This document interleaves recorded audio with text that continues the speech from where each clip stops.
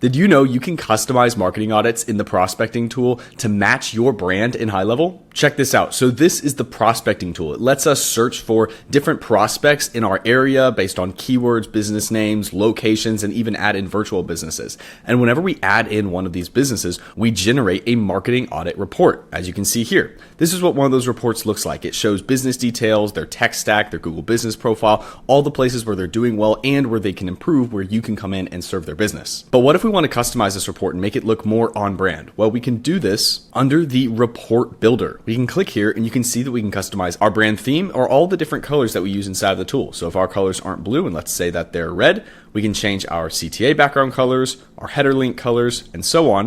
And whenever we save and then preview this, you can see our report now has those red colors instead of blue. You can see how all of this affects the different sections of the actual report on the right-hand side whenever you are editing it here inside of the color picker. So you can see how exactly this changes the entire marketing audit on the right as you make any edits to the tool here. Now, next under header customization, we can change what's included in the header. This is the first thing that they see on the marketing audit report, containing your brand, your logo, your website, etc. So if we don't want to show any of these things like the logo, website, description, email, contact, or CTA button, we can turn any of these off to customize the entire report to make it suit our needs. We can then also customize the header design at the bottom, including the header font family, so we can make it match whatever font family we use for our business. We can change the font weight.